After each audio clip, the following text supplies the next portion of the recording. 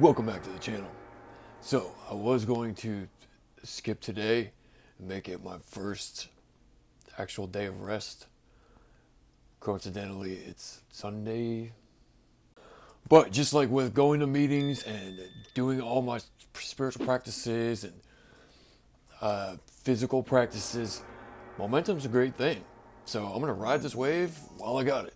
Speaking of spirituality, and since that is my path to happiness, and we are all eternal beings, regardless what religion you've adhered to or continue to or are going to adhere to, they all talk about being eternal, whether it's heaven or hell or nirvana or samadhi.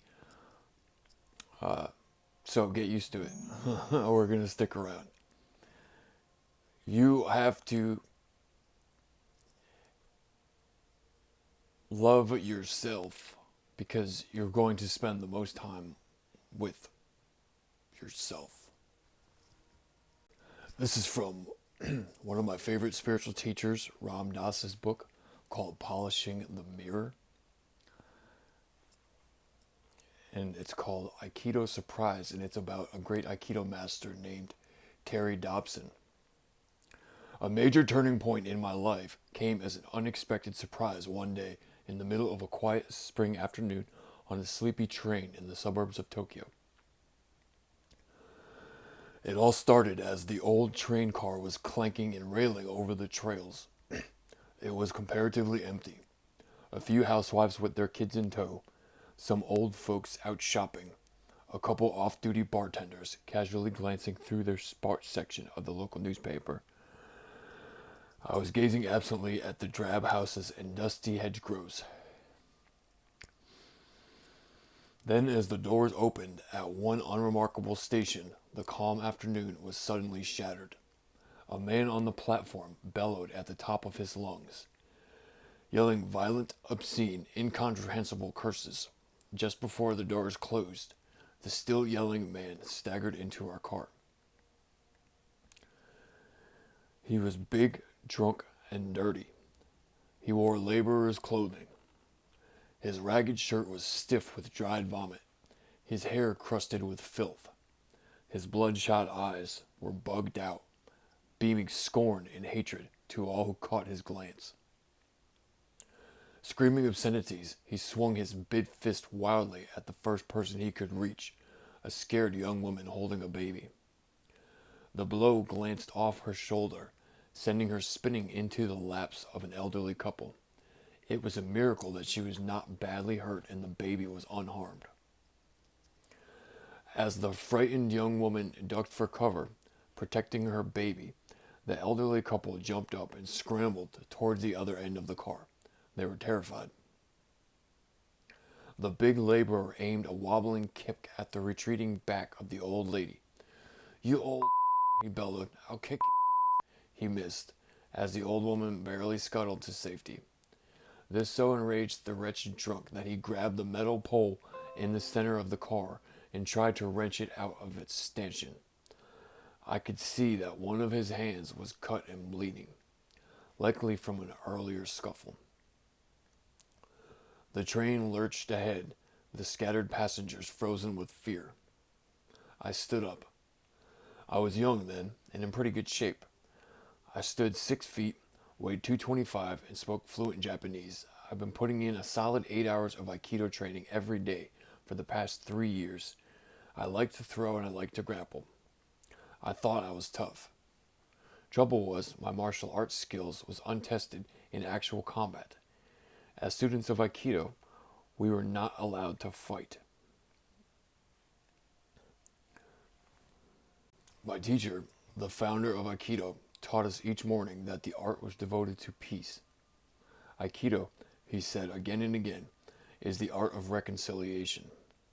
Whoever has the mind to fight has broken his connection with the universe. If you try to dominate other people, you are already defeated. In Aikido, we study how to resolve conflict, not how to start it. I had listened to his words. I tried hard. I wanted to quit fighting. I had even gone so far as to cross the street a few times to avoid the pinball punks who lounged around the train stations. They had been happy to test my martial arts ability. My forbearance exalted me. I felt both tough and holy, yet in my heart of hearts I was still dying to be a hero. A part of me still wanted a chance, an absolutely legitimate and justified opportunity to save the innocent by destroying the guilty. This is it, I thought to myself. I stood up tall and proud to confront this menace to society. This slob, this cruel animal, is drunk and mean and violent. People are in immediate danger. If I don't do something fast, somebody is going to get hurt.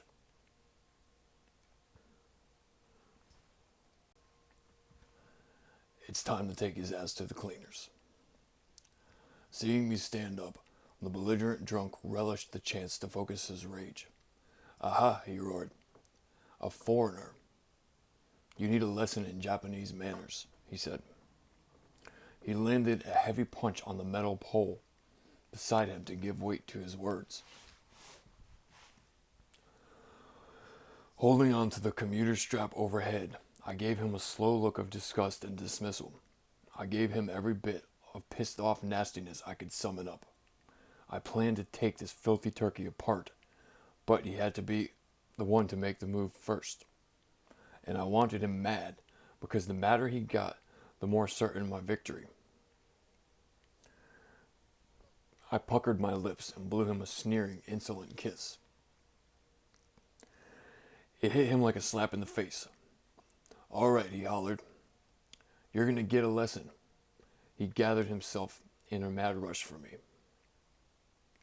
Yet just as he was about to lunge, a single syllable shout pierced the air. Hey! The word instantly sliced through the thick intensity of the moment. I was stunned by the strangely joyous, lilting quality of it. As though you and a friend had been searching all over for something important that was lost, and he had suddenly stumbled upon it and loudly shouted to you, Hey!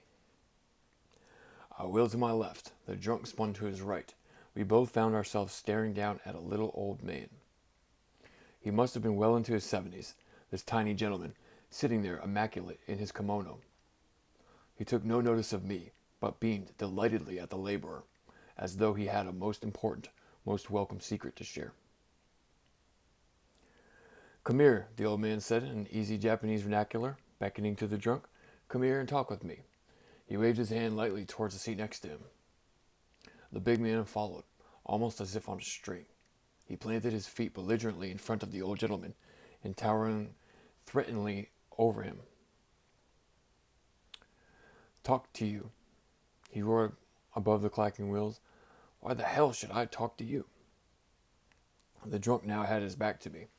If his elbows moved so much as an inch, I'd drop him in his socks. The old man continued to beam at the laborer. There was not a trace of fear or resentment about him. What you been drinking? He asked lightly, his eyes sparkling with interest. I've been drinking sake, the laborer bellowed back. And it's none of your goddamn business. Flecks of spittle spattered the old man. Oh, that's wonderful, the old man said with delight. Absolutely wonderful. You see, I love sake too. Every night, me and my wife, she's 76, you know, we warm up a little bottle of sake and take it out into the garden, and we sit on the old wooden bench that my grandfather's first student made for him. We watch the sun go down, and we look to see how our persimmon tree is doing.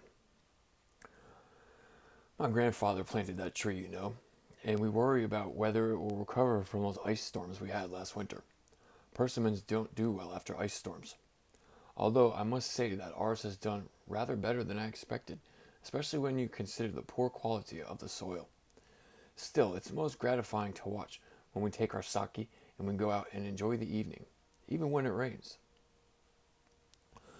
He looked up at the laborer, eyes twinkling, happy to share his delightful information. As the bewildered drunk struggled to follow the intricacies of the old man's conversation, his face began to soften. His shaky fists slowly unclenched. Yeah, he said slowly, I love persimmons too. His wavering voice trailed off. Yes, said the old man, smiling and leaning slightly forward. And I'm sure you have a wonderful wife. No, replied the laborer, this so strangely friendly man in a softer, sullen voice. My wife, she died last year. The suddenly changed drunk hung his head in heavy sorrow.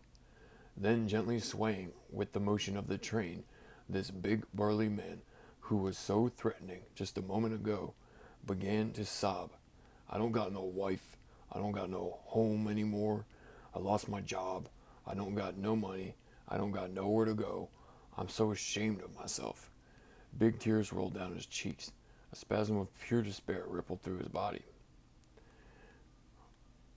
Above the baggage rack, a brightly colored and trumpeted virtue of suburban luxury living. Now it was my turn. Standing there in my well-scrubbed youthful pride, with my make this world safe for democracy righteousness, I suddenly felt dirtier and more ashamed than he was. Just then, the train arrived at my stop. The platform was packed with bustling humanity. The busy crowd surged into the car as soon as the doors opened. Maneuvering my way toward the door, I heard the old man speak sympathetically. My, he said with heartfelt care, yet undiminished delight. This is a very difficult predicament indeed. Sit down here and tell me about it. I turned my head for one last look before leaving the now crowded train. The laborer was sprawled like a sack on the seat, his head in the old man's lap. The old man was looking down at him with smiling compassion, his hand stroking the filthy, matted head of this confused soul. As the train pulled away, I sat down on a bench, dazed with all that had just happened. What I had wanted to do with muscle and meanness had been deftly accomplished with but a few kind words. What I had just witnessed was true Aikido in combat. The essence of it was love. As the founder had always said, I determined then and there to practice this beautiful art with an entirely different spirit.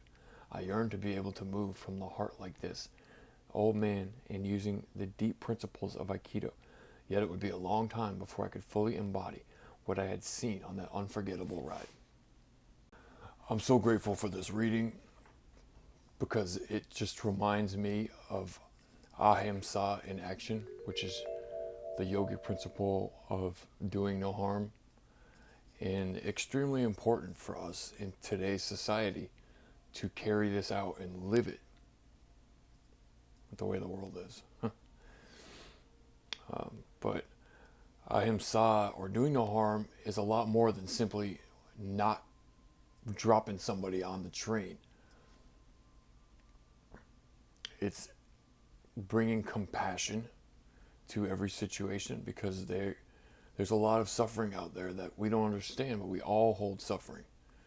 And quite often, you can take that garbage of suffering and turn it into compost to grow beautiful flowers of wisdom and understanding. I know when I feel depressed, hungry, angry, lonely, or tired, I begin to act unkindly. And I'm so grateful for my program of living, my spiritual disciplines, my yoga practice, my meditation practice, for bringing me a level of peace and understanding that I can carry into the world to others. So hopefully somebody got something from this. And I didn't pick up a drink or drug today. So it's a good day. Thanks for stopping in. Peace and love.